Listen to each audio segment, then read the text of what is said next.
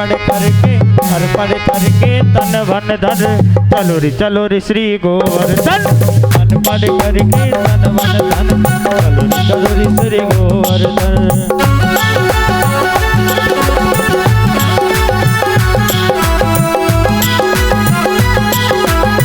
राज भगवान की जय हो।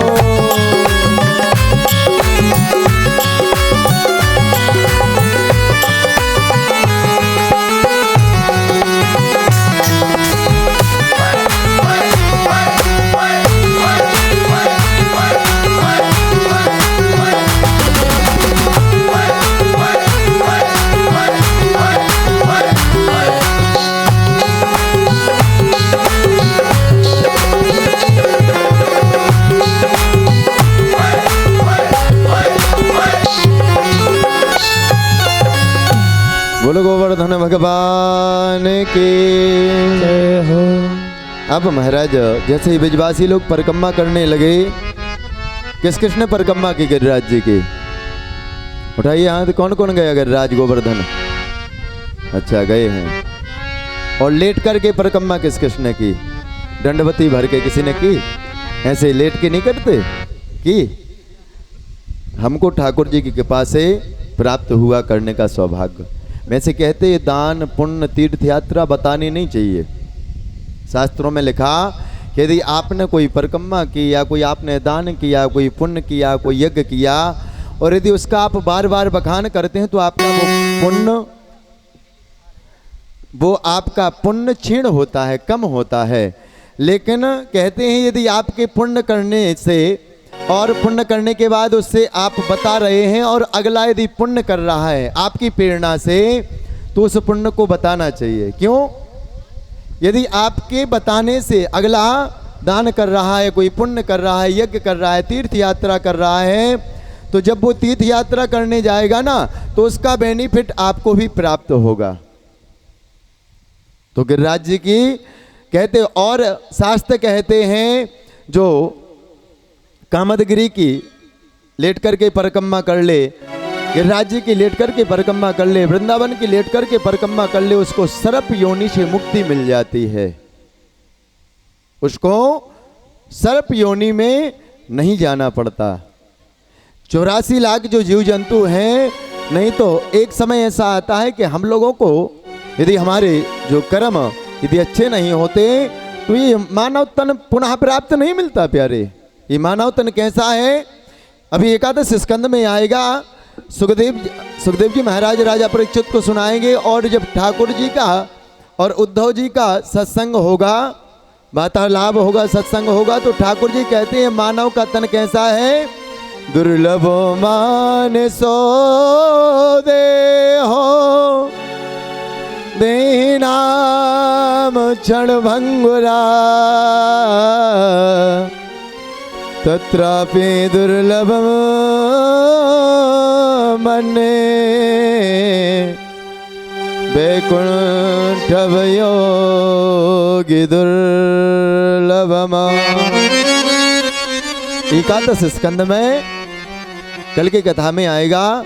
एकादश स्कंद में ठाकुर जी कहते हैं उद्धव जी से, उद्धव मानव तन पाने के बाद भी यदि व्यक्ति ने जीवन पर्यंत इस संसार के जंजाल में फंसा रहा ना, तो उसने यह मानव तन पाकर के तन बेकार कर दिया। यह मानव तन पाके परमात्मा की भक्ति नहीं की, परमात्मा का भजन नहीं किया, तो यह मानव तन उसका पाना बेकार हो गया।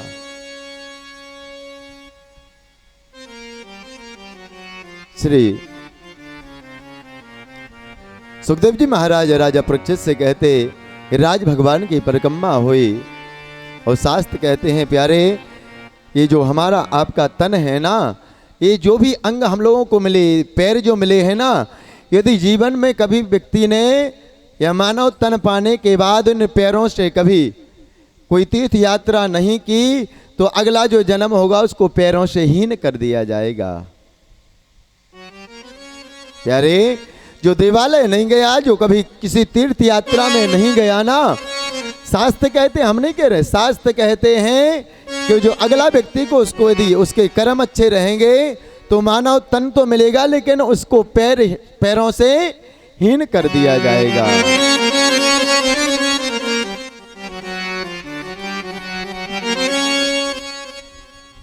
पग पव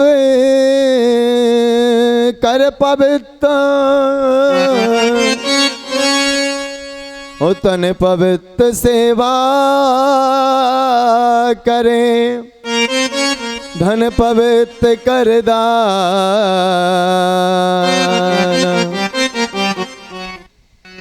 और पग पवित्र तीर्थ यात्रा, त्रिविध हुए कल्याण।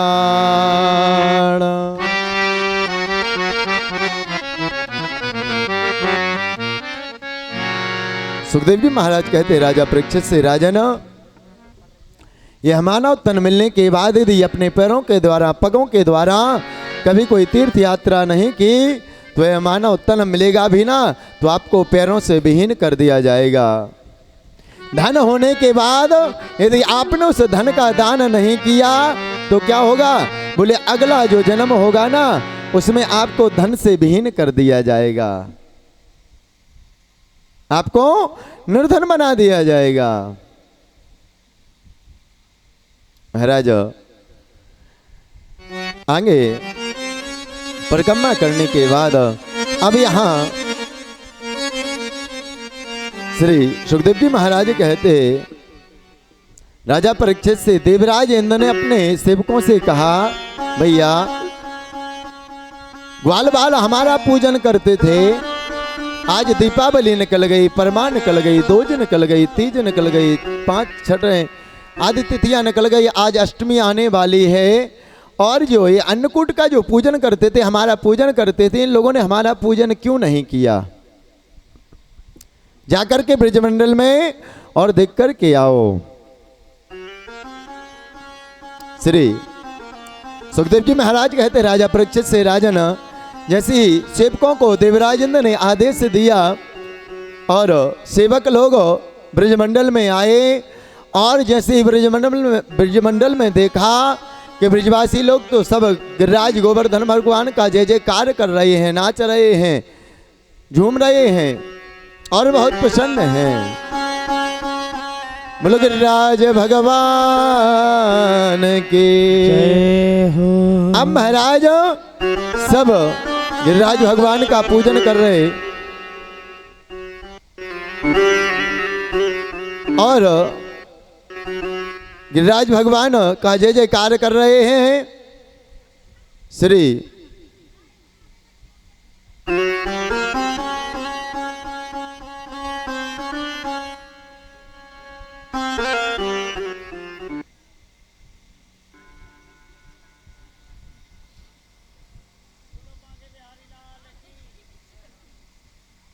जे वाले और हम करवाएं दे मैया।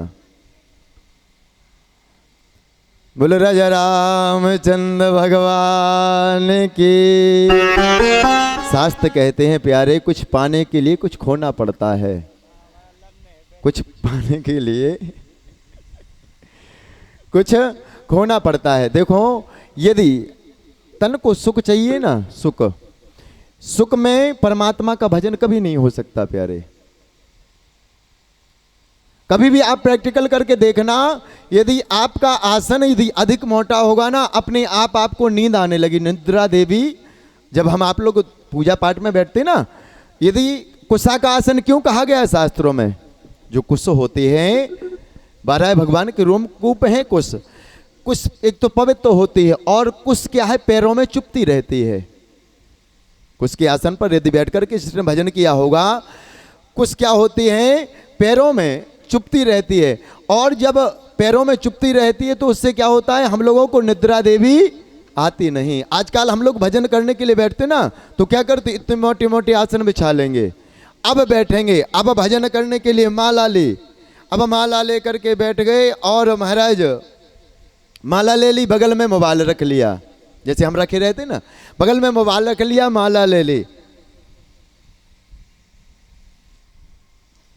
क्यों प्यारे? शरीर को जितना आप तपाओगे ना, यज्ञ अनुष्ठान जब हम लोग हवन करते हैं ना, हवन करने से क्या होता है, एक तो भूख की शुद्धि होती है, और हवन करने से जो हम लोगों के शरीर होते हैं ना, रोमकूप के द्वारा हम लोगों का शरीर तपता है, और उस तापन क्रिया से कहते हैं शरीर की जो बुरी विकार होते हैं वो क्या हो जाते हैं, नष्ट हो जाते हैं प्यारे। इसी प्रकार जब हम आप लोग भजन करें ना, तो भजन करते वक्त जितना हो सके सुखों को त्याग करने की कोशिश करें। जितना हम अपने लिए भी कह रहे हैं, आपके लिए बने, लेकिन ना हम स्वयं नहीं त्याग पाते। उस साइड हो जाता है ना तो हमको खुद लगने लगता कि हमारे तरफ हो जाए। आप लोगों की गलती नहीं है, लेकिन आप लोग तो बैठे महाराज तो कहते हैं जो जमीन पे बैठता है ना वो कौन होता है, जमींदार। जो जमीन पे बैठता है ना वो जमींदार होता है, जो चौकी पे बैठता है उसको क्या कहते हैं, हाँ। तो महाराज हम ठहरे देखो चौकीदार। अब चौकीदार को तो देखो आवश्यकता है, लेकिन आप लोग तो जमींदार हैं, आप लोग तो शांति बनाए रखें, आप लोग तो मस्ती में बैठे जरा।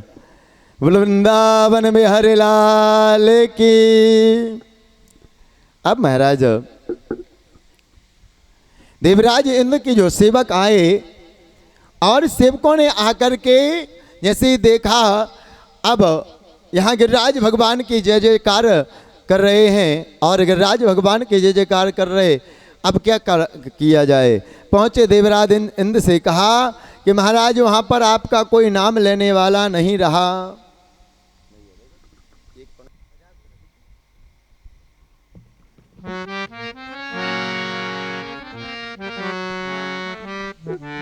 जब इस प्रकार से देवराज इंद्र से कहा, और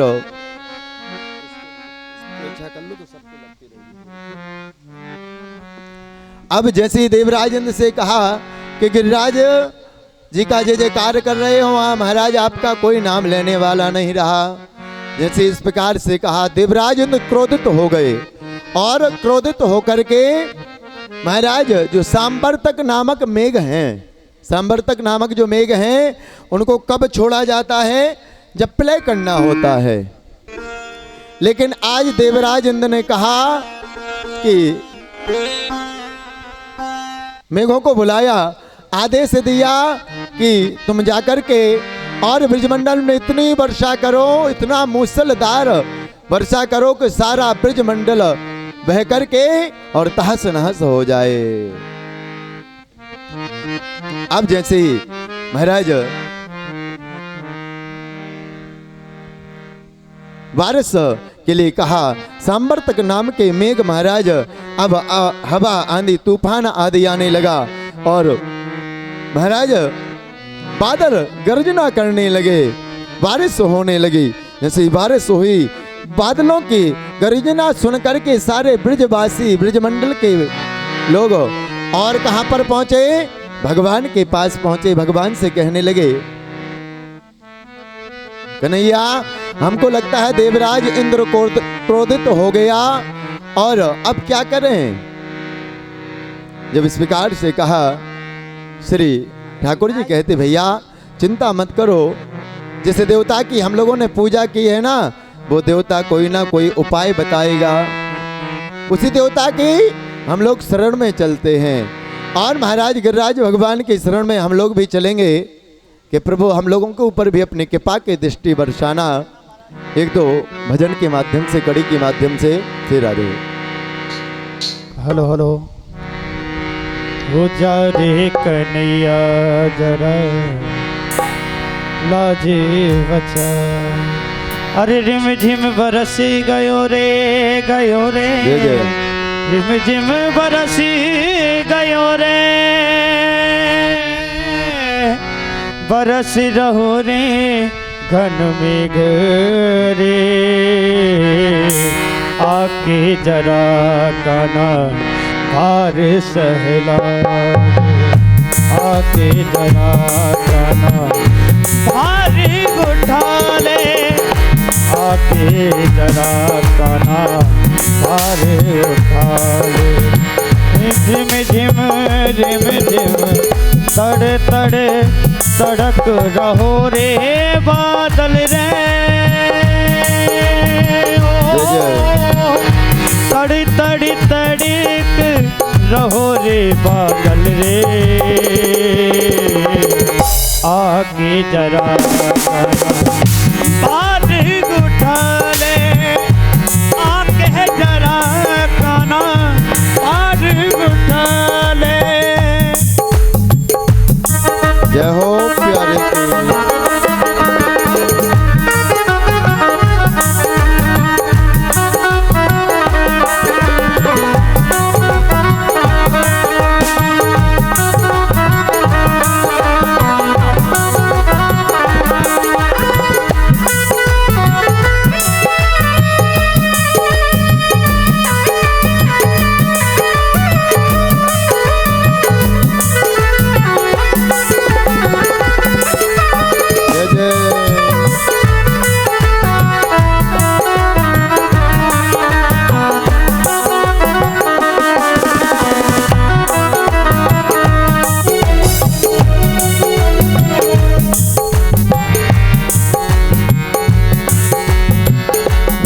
रे कन्हैया मेरो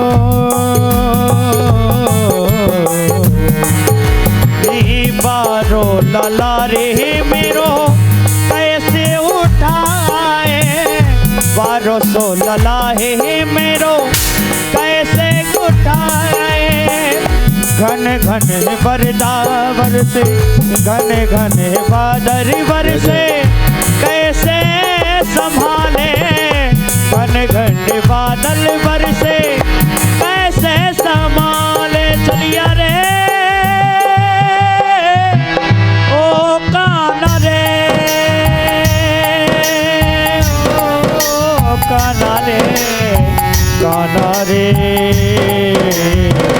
आके जरा काना बार उठा ले आके जरा काना काना बार उठा ले आके जरा काना बार उठा ले।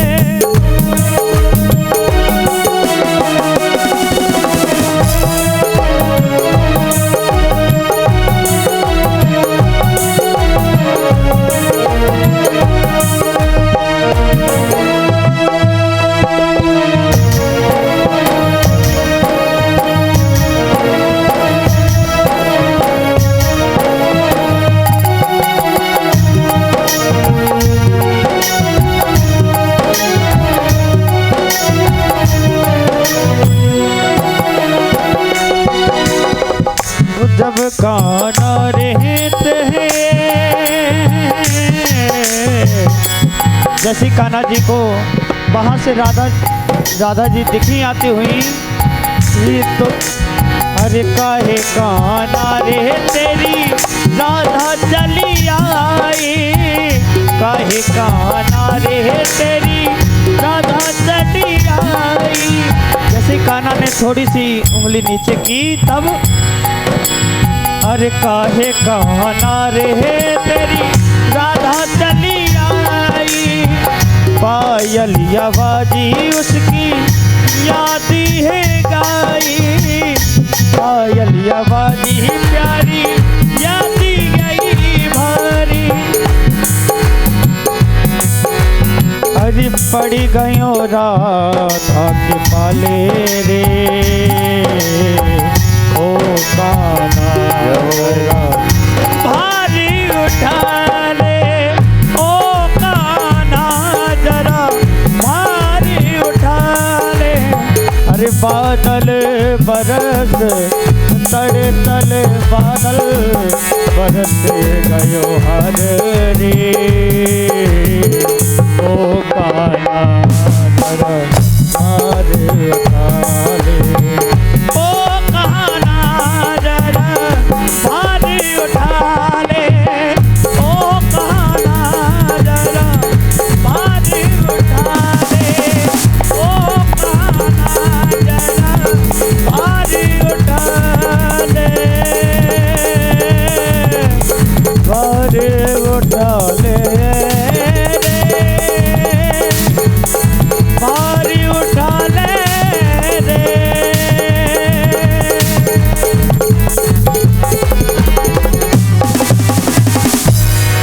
गिरिराज गोवर्धन भगवान के जय हो। ब्रजवासी लोगों सब गिरिराज भगवान के शरण में गए और शरण में जाकर के भजन करने लगे। गिरिराज भगवान का याद जैसे करने लगे। अब ठाकुर जी ने कहा ब्रजवासियों भजन बंद कर दो। क्यों? बोले मेरे भगवान ने एक आवाज दी, कुछ मेरे भगवान ने कहा है। बोले क्या कहा भैया? बोले मेरा भगवान कह रहा है कि यदि अधिक बारिश हो रही हो ना तो मुझे छतरी की तरह उठा लो। अब ग्वाल वाल कहने लगे रे कान्हा, अरे लाला, ये 7 कोष का इतना भारी गोवर्धन गिरिराज उठ जाएगा क्या? बोले ठाकुर जी कहने लगे जब परमात्मा ने कहा है, मेरे देवता ने कहा है, तो चलो प्रयास करते हैं, क्या जा रहा है। किसी कार्य को यदि हम आप करें और एक बार असफल हो जाएं, 2 बार 3 बार, तो जब हम आप लोग सोचें कि हम ऐसा करेंगे, ऐसा ना हो, ऐसा हो जाए, जब करेंगे ही नहीं तो कहीं कुछ होगा क्या? तो ठाकुर जी कहने लगे कि एक बार पहले चलो, परमात्मा ने जब कहा है उसको उठा करके, जैसे ठाकुर ने तो खेली खेल में और कनिष्ठ का उंगली पर कहते गिरिराज भगवान को उठा करके धारण कर लिया। जैसे धारण किया महाराज श्री सुखदेव जी महाराज कहते राजा परीक्षित से सब ग्वाल बाल और जितने भी नंद बाबा आदि जितने ग्वाल बाल थे, सब ने किसी ने अपना कंधा लगा लिया। जितने ग्वाल बाल थे ठाकुर जी के चारों ओर हो गए। बोले कन्हैया चिंता नहीं करियो, हम तो सोच रहे थे नहीं उठेगा, लेकिन उठ गया। हम लोगों ने बहुत ताकत है लगता। ठाकुर जी मुस्कुरा करके कहते भैया ये आप लोग लग गए ना, इसलिए तो ये उठ गया ऊपर, नहीं तो ये उठने वाला नहीं था। अब महाराज जैसे ही एक दिन निकला, दूसरा दिन लगता। अब जो ग्वाल बाल थे कोई पानी पी ले चला जाता, थकावट हो जाती तो कुछ देर के लिए बैठ जाते। लेकिन ठाकुर जी जिस प्रकार से खड़े हैं वैसे ही खड़े। 4 दिन हो गए, 5वां दिन हो गया, 6वां दिन जैसे ही लगा तो एक ठाकुर जी का जो सखा था वो कहने लगा कन्हैया ऐसा कर, तू थोड़ी जलपान आदि कर ले और जलपान करके पुनः आ जाना। ऐसा ना हो कि तेरे शरीर में कोई थकावट हो जाए, तुझे कोई